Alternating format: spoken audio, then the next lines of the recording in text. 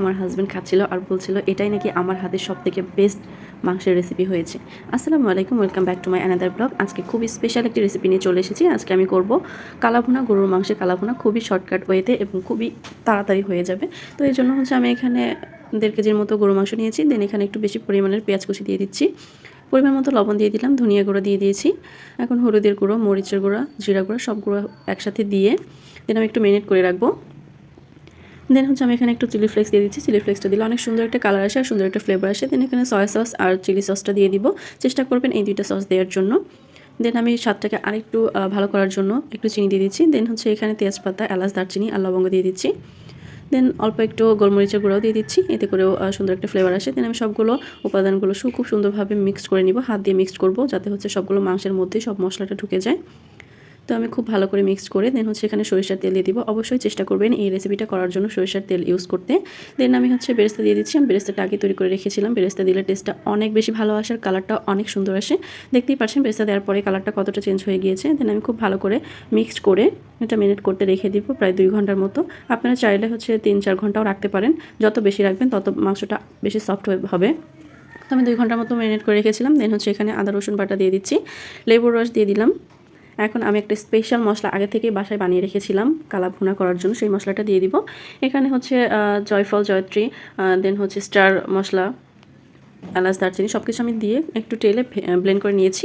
তো আপনারা চাইলে এখানে বাজার থেকে যে কালাভুনার মশলাটা পাওয়া যায় সেটাও ইউজ করতে পারেন। তবে আমার কাছে মনে হয় বাসায় যে মশলাটা তৈরি করি তাতে ফ্লেভারটা অনেক বেশি ভালো আসে।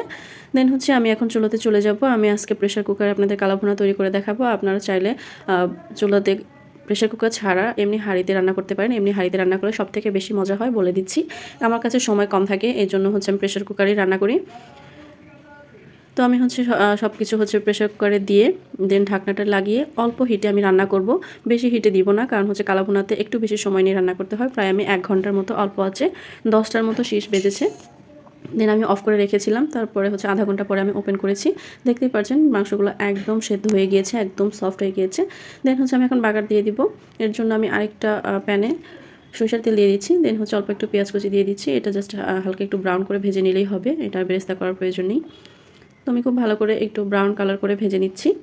এই রেসিপিটা পুরোটা ফলো করলে টেস্টটা এত বেশি মজা আসে, জাস্ট আপনারা ইমাজিনও করতে পারবেন না। অবশ্যই একবার ট্রাই করে দেখবেন, অনেক বেশি মজা। আমি নিজেই অবাক হয়ে গিয়েছিলাম, এত বেশি মজা হয়েছিল।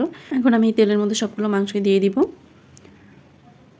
কালারটা যেমন সুন্দর হয়, খেতে তার থেকেও বেশি মজা হয়। আপনার যে ভাতের সাথে বা রুটি, পোলাও যে কোনো কিছুর সাথে একদম মজা লাগবে, অনেক বেশি মজা লাগে। তো আমি খুব ভালো করে নাড়াচাড়া করে দিচ্ছি। এখন আমি অল্প হিটে প্রায় আধা ঘন্টার মতো রান্না করে নিব। আসলে কালাভুনাটা যত বেশি রান্না করবেন তত বেশি কালারটা আসে, সুন্দর কালার আসবে এবং খেতেও তত বেশি মজা লাগে। তো আমি অল্প হিটে আস্তে আস্তে করে নাড়াচাড়া করে করে এটা রান্না করে নিব। আমি আধা ঘন্টার মতো রান্না করেছি। আরও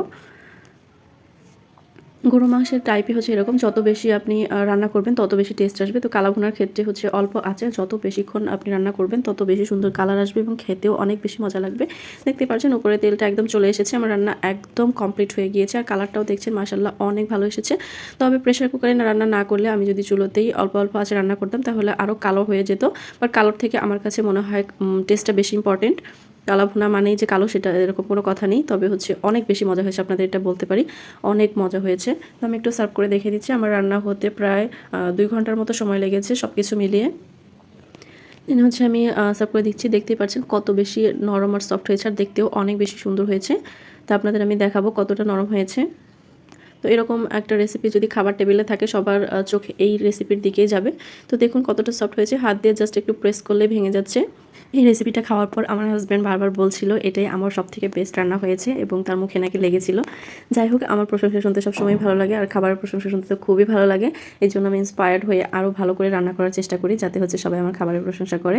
তো দেখতে পাচ্ছেন কতটা ডেলিশিয়াস হয়েছে। আপনারা অবশ্যই একবার বাসায় ট্রাই করে দেখবেন। এরকম করে রান্না করলে সবাই আপনার প্রশংসা করতে বাধ্য হবে, আমি বলে দিচ্ছি। কারণ এত বেশি মজার, এত বেশি সফট হয়, ছোটো থেকে বড় সবাই পছন্দ করবে।